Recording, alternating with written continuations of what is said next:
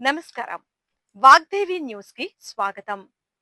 కేంద్రమైన తాడికొండలోని శివాలయం వీధినందు గల తాడికొండ భవానీ పీఠం వారి భవానీ క్షేత్రం తాడికొండ శివారు బడేపురం కొండ దిగువ గల క్షేత్రమునందు జరుగుతున్న వసంత నవరాత్రోత్సవాల్లో భాగంగా ఉగాది రోజు క్షేత్రం నందు శైవాగమ విశారద సేవాగమ విభూషణ సాహిత్య రత్న శైవాగమ సిద్ధాంత శేఖర బిరుదాంకితుడు గుంటూరు జిల్లా మండల కేంద్రమైన పొన్నూరుకు చెందిన నాగలింగం హరిహర పంత్ శివాచార్య గారిచే పంచాంగ పఠనం జరిగింది.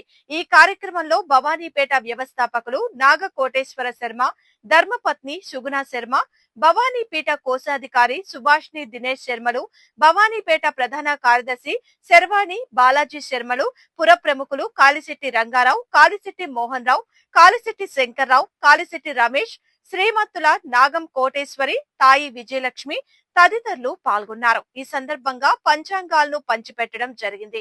అనంతరం సంకీర్తన కార్యక్రమం జరిగింది.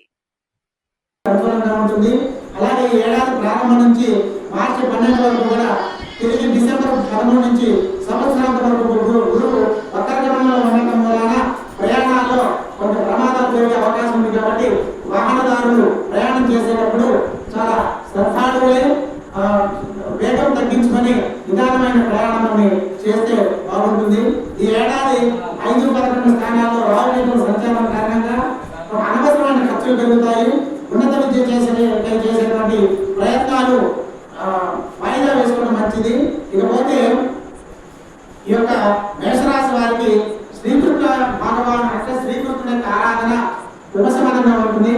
కాబట్టి ఎవరైనా శ్రీకృష్ణ ఆలయం ఉన్నట్లయితే ఆ ఆలయానికి వెళ్ళి విష్ణు సహస్రనామ స్తోత్రం కానీ లేకపోతే ఈ విధంగా విష్ణు సంబంధమైన ఆలయాలకు వెళ్ళి అక్కడ పూజలు నిర్వర్తించుకోవడం, విష్ణు సంబంధమైన శ్లోకాలు కానీ చదువుకోవడం చాలా శ్రేయస్కరంగా ఉంటుంది.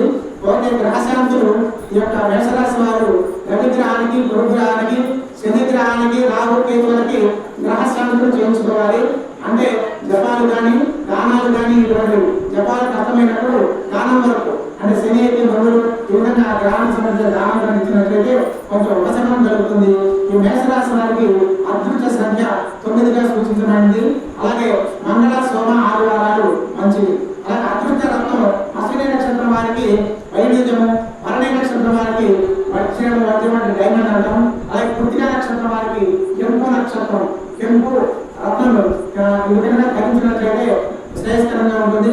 రుద్రాక్ష ధారణ, రుద్రాక్షను ధరించాలనుకున్నట్లయితే షణ్ముఖ రుద్రాక్ష అంటే 6 ముఖాలు కలిగినటువంటి రుద్రాక్షని తీసుకుని మా కంఠంలో మెడలో ధరించినట్లయితే వారికి శ్రేయస్కరంగా ఉంటుంది. ఈ విధంగా మేషరాశి వారికి ఇహంగ వీక్షణంతో వారు ఫలితాలు చెప్పడం జరిగింది.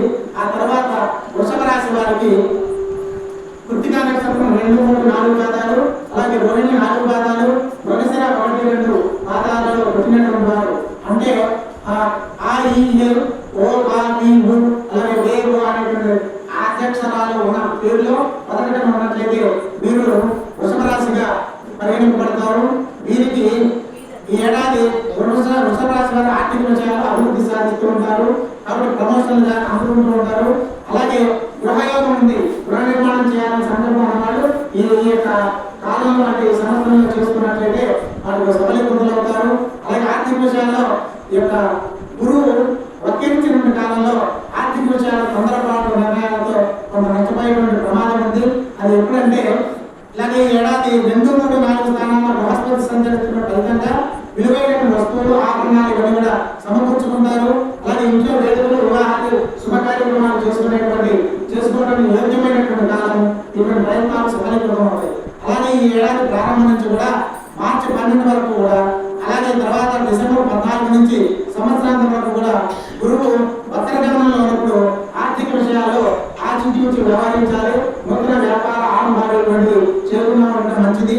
అలాగే రుణబాధలు ఈ యొక్క అంటే ఆ పీరియడ్లో ఎక్కువ ఉంటాయి. అలాగే ఈ ఏడాది ఈ లాభస్థానంలో శని తిరగడం వలన సంచారం వల్ల శాస్త్ర సాంకేతిక రంగాల్లో బ్యాంకులు, ఆర్థిక సంస్థల వారికి ప్రోత్సాహకరంగా ఉంటుంది. వ్యవసాయ భూములు కొనుగోలు చేసే వారికి మంచి అవకాశంగా ఉంటుంది. అలాగే తర్వాత పెట్టుబడులు వాయిదా వాయిదా వేసుకోవడం మంచిది. రుణ బాధలు కొంచెం ఉంటాయి, శత్రు బాధలు అధికంగా ఉంటాయి. జూలై 27 డిసెంబర్ 11 జూలై 27 నుంచి డిసెంబర్ 11 వరకు కూడా ఆ యొక్క మధ్య శని వక్రగమనంలో ఉన్నప్పుడు ఆర్థిక పరిస్థితులు కొంచెం తేడాగా ఉంటుంది. కాబట్టి పెద్దల ఆరోగ్యం కూడా మెరుగవుతుంది. ఉద్యోగ వ్యాపారంలో శ్రమ ఎక్కువైనప్పుడు కూడా విజయాన్ని సాధిస్తారు. కాబట్టి ఈ ఏడాది 4-10 స్థానాల్లో రాహుకేతుల సంచారం వల్ల ఫలితంగా విలువైనటువంటి వస్తువులు కోల్పోయేటువంటి ప్రమాదం ఉంది. కాబట్టి మీరు జాగ్రత్తగా వ్యవహరించాల సమయం అది. అలాగే ఈ రాశి వారు వెంకటేశ్వర స్వామి ఆరాధన వల్ల శనివారం నాడు వెంకటేశ్వర స్వామి దేవాలయానికి వెళ్ళి ప్రదక్షిణ పూజా ప్రదక్షిణాలు గారు అర్చనలు చేయించుకున్నట్లయితే శుభప్రదంగా విజయం వల్ల. అలాగే మీరు చంద్రగ్రహానికి, బుధగ్రహానికి, గురుగ్రహానికి, రాహుకేతువులకి గ్రహశాంతులు అంటే జపం కానీ దానం కానీ నిర్వర్తించుకుంటే బాగుంటుంది. అదృష్ట సంఖ్య మీకు 6. అలాగే 5-8 తేదీలు కూడా వీరికి కలిసి వచ్చేటువంటి శనివారం మరింత పేరు యోగప్రదం ఈ యొక్క రాశి వారికి, వృషభ రాశి వారికి. అలాగే అదృష్ట రత్నం కృత్తికా నక్షత్రం వారికి కృత్తికా, రోహిణి. కృత్తికా నక్షత్రం వాళ్ళకి కెంపు, అలాగే రోహిణి నక్షత్రం వాళ్ళకి ముత్యము, మృగశిర నక్షత్రం వాళ్ళకి పగడము సూచించబడింది. పంచమ రుద్రాక్షలు విరివిగా దొరుకుతాయి. ఆ పంచమ రుద్రాక్షలు కనుక మనం మెడలో ధరించినట్లయితే సానుకూలంగా ఉండేటువంటి అంటే అన్ని ఒక రుద్రాక్షగా ధరించిన చాలు. ఈ విధంగా ఉంటే వృషభ రాశి వారికి. అలాగే మిథున రాశి వారికి అంటే ఎవరంటే మృగశిర నక్షత్రం 3-4 పాదాలు, అలాగే పునర్వసు ఆదిత్య 1-2-3-4 పాదాలు, అలాగే పునర్వసు నక్షత్రం 1-2-3 పాదాల వారు మిథున రాశిగా పరిగణించబడతారు. వీరు అనేటువంటి అంటే కాకి అనేటువంటి అక్షరాలు మొదలు ఉన్నవారు, అనేటువంటి అక్షరాలు మొదట్లో ఉన్నవారు, పేరులో మొదట్లో ఉన్నవారు, అనేటువంటి అక్షరాలు పేరులో మొదట్లో ఉన్నవారు ఈ యొక్క మిథున రాశిగా పరిగణించబడతారు. వీరికి 2026 మిథున రాశి వారికి ఆర్థిక విషయాల్లో పురోగతి కనిపిస్తూ ఉంటుంది. వీరికి ఉద్యోగ ప్రయత్నాలు ఫలిస్తాయి. వాహనాలు ఉంది, కొత్త వాహనాలు కొనేటువంటి అవకాశం ఉంది. కోర్టు వివాదాలు ఏమైనా ఉన్నట్లయితే అవి పరిష్కారం అవుతాయి. అలాగే ఈ ఏడాది గురువు జన్మరాశితో పాటు 2-3 స్థానాల్లో సంచరిస్తున్న ఫలితంగా ఉద్యోగ వ్యాపారాల్లో పురోగతి సాధిస్తూ ఉంటారు. అలాగే వ్యాపారాన్ని విస్తరించే ప్రయత్నాలు సఫలీకృతమవుతాయి. సృజనాత్మక ప్రతిభతో చేసేటువంటి ప్రయత్నాలన్నీ కూడా సానుకూలమవుతాయి. అలాగే ఈ ఏడాది ప్రారంభం నుంచి మార్చి 12 వరకు కూడా, తర్వాత డిసెంబర్ 14 నుంచి సంవత్సరాంతం వరకు కూడా గురువు వక్రగమనంలో సంచరించే సమయంలో ఉద్యోగ వ్యాపారాల్లో కొన్ని ఆటంకాలు ఏర్పడుతూ ఉంటాయి. ఆరోగ్యం పట్ల శ్రద్ధ వహించాలి. అదే 10వ స్థానంలో శని సంచారం వల్ల ఆ కారణంగా ఎప్పుడంటే మార్చి 30, 2025 నుంచి 19/3/2026 వరకు కూడా రాజ్యస్థానంలో శని సంచారంలో ఉద్యోగ పీడన ఉంటుంది. అలాగే శని వక్రంలో ఉండటంలో కూడా ఒత్తిళ్లు అధికమవుతాయి. ఈ ఏడాది 3-9 స్థానాల్లో రాహుకేతుల సంచారం కారణంగా బదిలీలు జరుగుతాయి. అలాగే ఉన్నత ఉద్యోగం కోసం చేసిన ప్రయత్నాలు ఖర్చులు అధికమవుతాయి. ధైర్యంగా నిదానం పాటించడం శ్రేయస్కరం. కాబట్టి చూసి జాగ్రత్తగా సావధానంతో వాహన గమనం చేయాలి. శ్రీ దక్షిణామూర్తి స్వామి యొక్క ఆరాధన మేలు కలిగిస్తుంది. దక్షిణామూర్తి స్తోత్రాన్ని కానీ ధ్యాన శ్లోకాన్ని కానీ పఠించినట్లయితే వారికి శ్రేయస్కరంగా ఉంటుంది. ఇకపోతే వీరి గ్రహశాంతులు ఏం చేయించుకోవాలంటే కుజగ్రహానికి, రవిగ్రహానికి, రాహుగ్రహానికి, శని గురువులకి, కేతు గ్రహానికి కూడా జపములు కానీ దానములు కానీ ఆచరించుకున్నట్లయితే మధ్య మధ్యలో అవకాశం చేసుకున్నట్లయితే ఉపశమనం కలుగుతుంది. వీరికి అదృష్ట సంఖ్య 5గా సూచించబడింది. అదృష్ట రత్నం వృషభ నక్షత్రం వారికి పగడము, అలాగే ఆరుద్ర నక్షత్రం వారికి గోమేధికము, పునర్వసు నక్షత్రం వారికి కనకపురుష లాభం సూచించడం జరుగుతుంది. రుద్రాక్ష దానం చేయాలనుకుంటే 4 రూపాయలు కలిగినటువంటి రుద్రాక్షని ఎక్కడైనా సరే ధరించినట్లయితే వీరికి శుభ పరిణామాలు చేకూరుతాయి, అవి దేవుని కలిగిస్తాయి అని సూచించడం జరుగుతూ కర్కాటక రాశిలోకి ప్రవేశిస్తున్నాం. ఇది పునర్వసు 4వ పాదము అంటే పుష్యమి 1-2-3-4 పాదాలు, ఆశ్లేష 1-2-3-4 పాదాలు, మొత్తం ఇదంతా కూడా కర్కాటక రాశికి సంబంధించి. అలాగే డి అనేటువంటి అక్షరం, అలాగే అనేటువంటివి డి, డు, డే, డు అనేటువంటి అక్షరాలు నామాక్షరాలను మొదలు గమనించైతే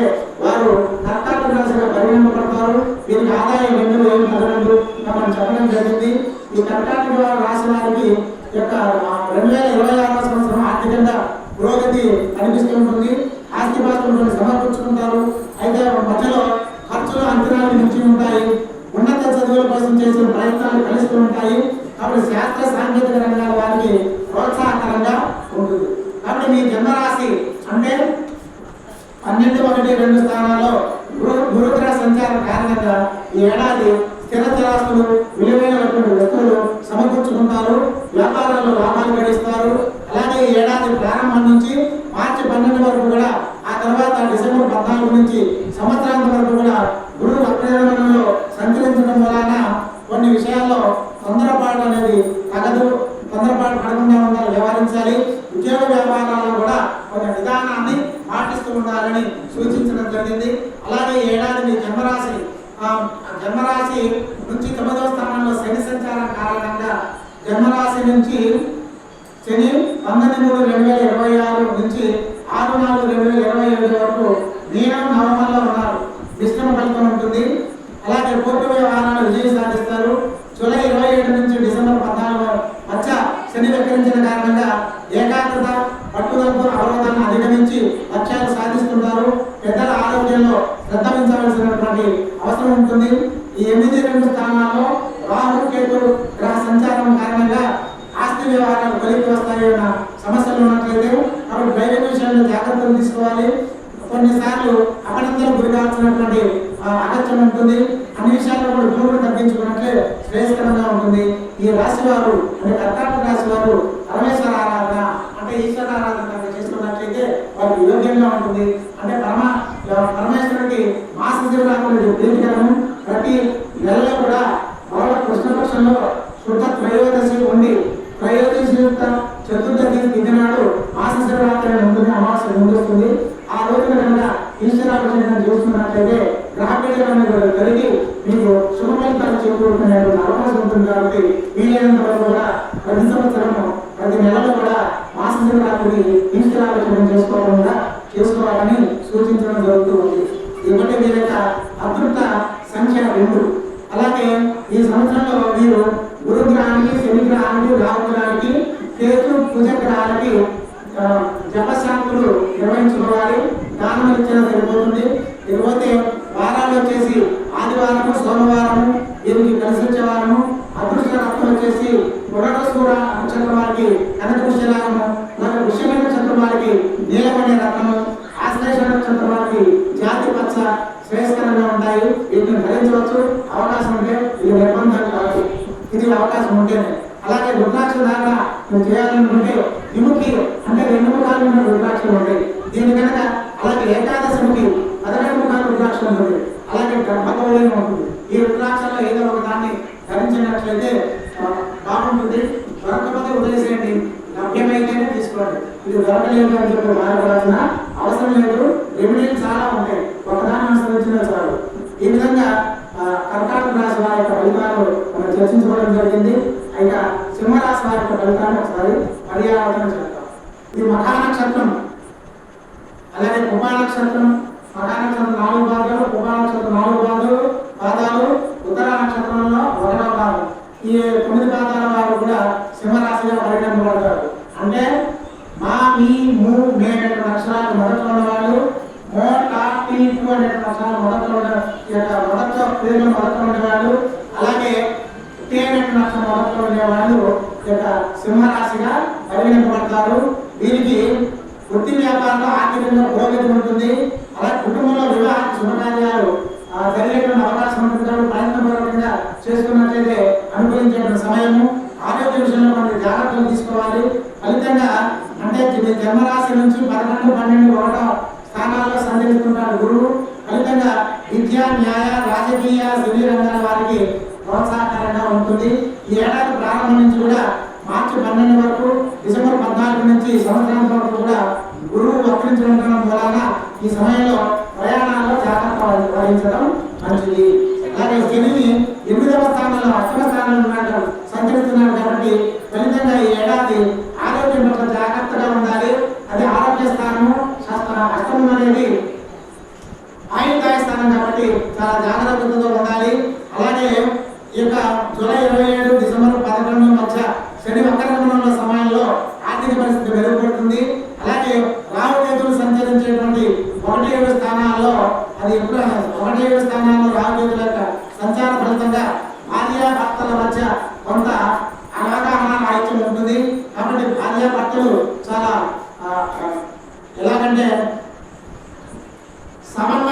సామరస్యంగా ఉన్నట్లయితే వారి యొక్క ఇది కాపురం అనేది సాఫీగా సరిపోతూ ఉంటుంది. ఖర్చులు కొంచెం అంచనాలు ఉంటుంటాయి. స్పెక్యులేషన్లు, పందాలు, పోటీలకు దూరంగా ఉండాలి. సాహసించే కొత్త వ్యాపారాలు కానీ పెట్టుబడులు కానీ పెట్టడం శ్రేయస్కరం కాదు. ఇకపోతే దుర్గాదేవి ఆరాధన అనుకున్నట్టుగా భవానీ మాత ఆమె యొక్క ఆరాధన కనుక శుక్రవారం నాడు చేసుకున్నట్లయితే చాలా మంచిగా ఉంటుంది, శుభఫలితాలను పొందవచ్చు. అలాగే గురుగ్రహ